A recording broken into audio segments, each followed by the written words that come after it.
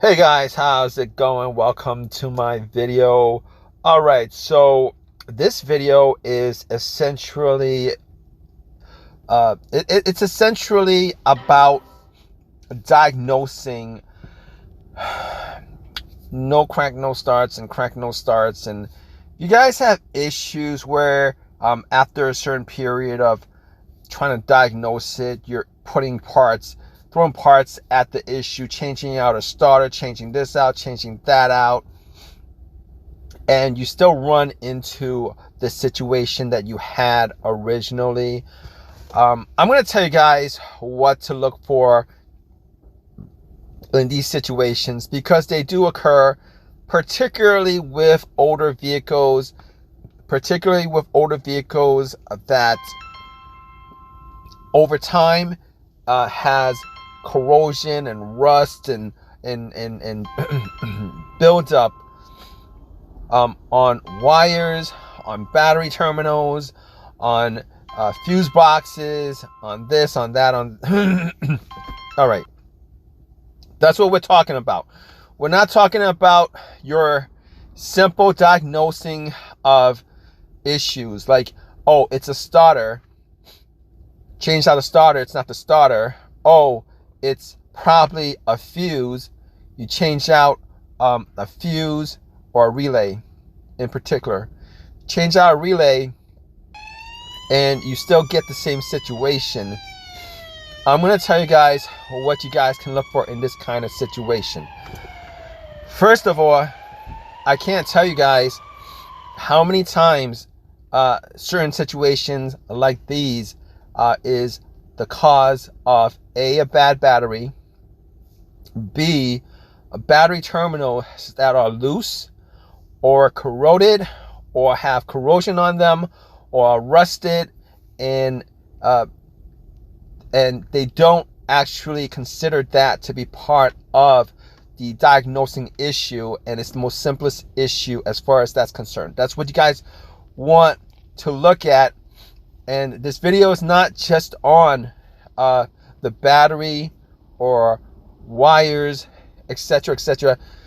This is essentially a video about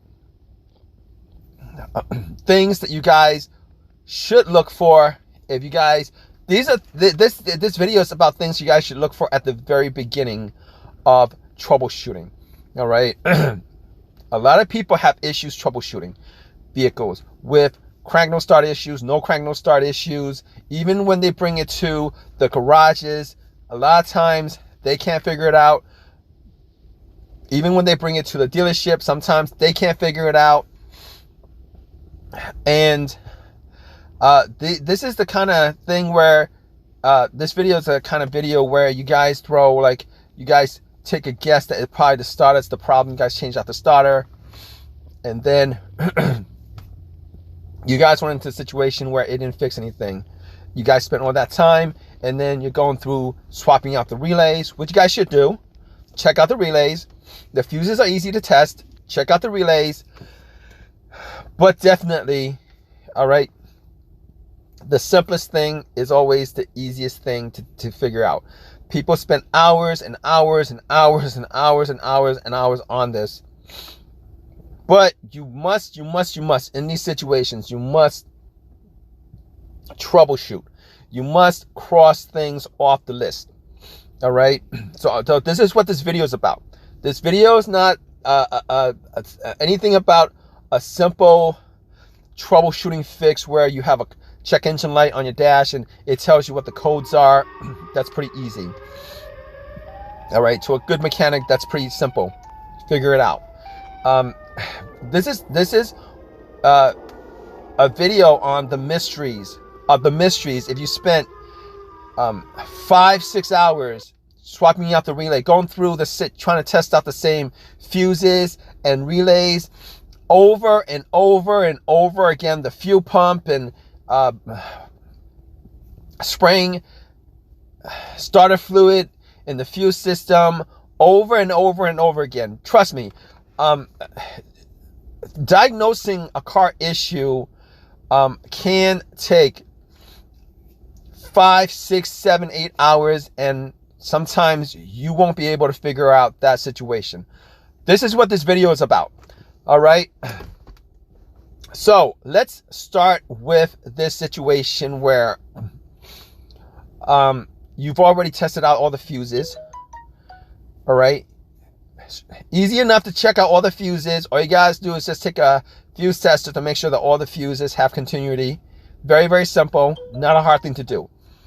As far as the relays are concerned, obviously I mentioned the battery and the terminals on the battery. They need to be cleaned. You gotta get a wire brush, clean that all out, test the battery, make sure the battery is good, make sure that it's all clean, measure out, take a multimeter and make sure that there is voltage going through every single part of that positive line, negative line. Okay, it's very simple to check out. Also, what you guys want to do is you guys want to check your fob key battery to make sure that your fob key battery is good. If not, you guys have to change it out. A lot of people miss that, and they spent hours and hours and hours and hours trying to figure out that it's thinking that's something else when it's something that simple. But I'm just crossing all this stuff off the list for you guys so that it makes it easier. And this video is not about any particular manufacturer, any particular car, etc., etc. All right, this video is essentially a video on pretty much all older vehicles with corrosion, rust, etc., etc. Okay, so you guys are where you are after spending hours and hours and hours and hours trying to figure out what the situation is. And you guys don't know. You guys are absolute loss. You guys have the multimeter out, everything out, and you guys still can't figure out what the problem is. I'm going to tell you guys what. There are multiple ground wires in a vehicle. There's a main ground wire, which is a negative ground wire. All right. Ground wires are extremely pertinent to the electrical system. They are as pertinent as the positive line. You can only get as much electricity from the circuit as you can with how much contact that negative line has with the frame of the vehicle, how much it's grounded. All right. If there's rust, if there's corrosion, if there's any type of corrosion on the rings of the ground wire, if there's hardly any connection space,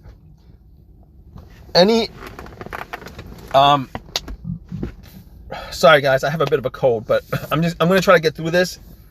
If there is not enough contact area on those ground wires, you guys must, and there are some vehicles, particularly with GM, that they're pretty skimpy. They were pretty skimpy. I don't know if they still are now with the surface area of the ground wire where it connects to the frame. All right. Very simple to increase that ground wire. All you guys need to do is take some sandpaper, sand out the paint, and sand out the paint so that the metal shows, so that the contact between the ring of the ground and the frame itself is sufficient. All right. So you could also have issues with the some people call it the tipping, some manufacturers call it the tipping, some people call it the fuse box, etc., etc. You must test out the fuse boxes. All right, if you guys can. It's a little bit more difficult than testing out the fuses, particularly when you're trying to test out the relays. You guys, I'm not talking about swapping out the relays. I'm sure if you guys spent hours and hours on this, you guys have probably passed that point of testing out, swapping out the relay, seeing if the relay has issues or not. So what you guys want to do definitely is look at all the other grounds that exist. And you guys will know this, okay? You guys will know this when you guys look around the engine bay. Some grounds are underneath the engine. Most of the grounds, some of the grounds are connected to the motor. Some of them are connected to the frame. What you guys want to do is look at all your ground wires, and not only just look at it, to make sure that the ground wires are connected and there's sufficient area around the frame. Because let me tell you something. Over time, there is buildup of corrosion, buildup of oil, buildup of dust, buildup of everything you could possibly think of. Not just on the ring of the ground wire. A lot of times, what you guys want to check is the not just the ring, but the where the wire connects to the ring. All right, very important that you guys use a multimeter to test out if there's any discrepancy, if there's any voltage going through any part of that wire. Very, very, very, very, very important. All right, that's very important. And let me tell you guys something. If you guys have the battery, you guys have vehicles with battery in the back of the car. If you guys have batteries in the in your seat, if the battery's not in the under the hood, I've come across situations where with these batteries, there's a line that goes from the battery all the way up to the front. All right, all the way to the front. That line itself, if you guys have the situation where you guys have no power whatsoever, or you guys have some power, you must, and you guys did everything you guys can to check out all the circumstances to make sure that everything else is good, and you guys still scratching your head over why your vehicle's not cranking, or why it's cranking and it's not starting, why you're getting some power, you're not getting all power. You guys need to make sure that that line that connects from the battery all the way to the front of the vehicle, you gotta make sure that that line is not corroded. I've seen situations where parts of that line become corroded, and parts of that line will not have any voltage going through it. All right, I worked in a car just like that. I forget what particular car it was. I think it was a European car, maybe a BMW or something like that. But I'm just throwing this out there for all you guys who are actually looking for the answer when you're in this zone of mystery after 6, 7, 8 hours of trying to figure it out, but you're just still absolutely lost at square one. All right, just go back and check out all the things I've mentioned. Double back, just test them all out, and check to make sure that double check on all that stuff, just to make sure that those aren't the things that's causing it. Obviously, you have a problem, it's going to be something that's causing it. All right, troubleshooting is not easy. For the most part, it's easier with the OBD2 scanner, but not everything has a sensor on it. So, hope this has helped you guys out. You guys have any questions on this? Definitely leave a question in the comment section. If you guys have your own personal opinion on this, definitely leave a comment in the comment section. Please subscribe, please give me a thumbs up. All that good stuff. Appreciate your time, guys. Take care.